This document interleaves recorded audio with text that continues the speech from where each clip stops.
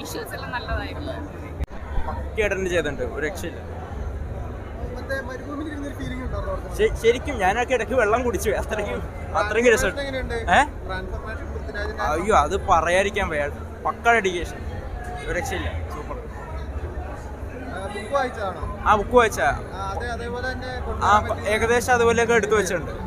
ഒരു 75% അവര് പക്ക ബുക്ക് പോലെ എടുത്തിട്ടുണ്ട്. സാധാരണ നോവലൊക്കെ സിനിമയാക്കി കഴിയുമ്പോൾ എവിടെയെങ്കിലും ഫാൾട്ട് അല്ലെങ്കിൽ സക്സസ് ആവാറില്ല.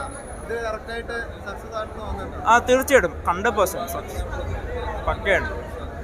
പൃഥ്വിരാജിന്റെ ട്രാൻസ്ഫോർമേഷൻ ഒക്കെ എങ്ങനെയുണ്ട്? നല്ല ചെയ്തിട്ടുണ്ട്. നല്ല കിടിലൻ ട്രാൻസ്ഫോർമേഷൻ ആയിരുന്നു.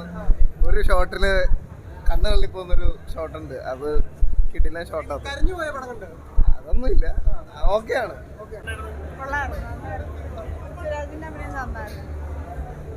പല സീനുകളിൽ കൈയടിക്കാനുള്ള സീനുകൾ ഓട്ടോമാറ്റിക്കലി നമ്മൾ പോലും അറിയാതെ കൈയടിക്കും, അറിയാതെ കണ്ണ് നിറയും. Must watch theatre experience, experimental movie.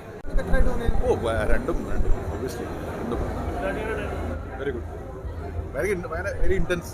ഒന്നും എനിക്ക് കിട്ടിയില്ല. ബുക്ക് ശരിക്കും വായിച്ചതാണോ? അതെ. അത് അതേപോലെ തന്നെ ഇംപ്ലിമെന്റ് ചെയ്യാൻ പറ്റിയെന്ന് തോന്നുന്നുണ്ടോ? ബുക്കിലെ ചില എലിമെന്റ്സ് ഒന്നും എനിക്ക് ഇതിനകത്ത് വരണമെന്നുണ്ടായിരുന്നു, പക്ഷെ അതൊന്നും. മലയാളത്തിലേക്ക് വരാനുള്ള ഫസ്റ്റ് ഓസ്കാർ എന്ന് ഇതിനെ വിശേഷിപ്പിക്കാൻ പറ്റുള്ളൂ. ബ്ലസ്സിയുടെ ലൈഫ്, ഒരു ബ്ലസ്സി സാറിൻ്റെ ഒരു ലൈഫ് ഇതിനു വേണ്ടി സ്പെൻഡ് ചെയ്തേക്കുന്നതാണ്. Making, makeover, camera, direction, ഒരു ഡിപ്പാർട്ട്മെൻറ്റ് പോലും നമുക്ക് ഒരു നെഗറ്റീവ്സ് പറയാനില്ല. റിയൽ നജീബിക്ക, നിങ്ങളുടെ ലൈഫ്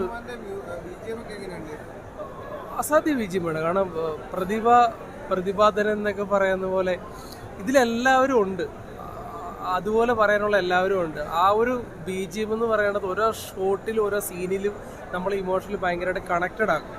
അത് തിയേറ്ററിൽ ഭയങ്കര എഫക്റ്റ് വന്നിട്ടുണ്ട്.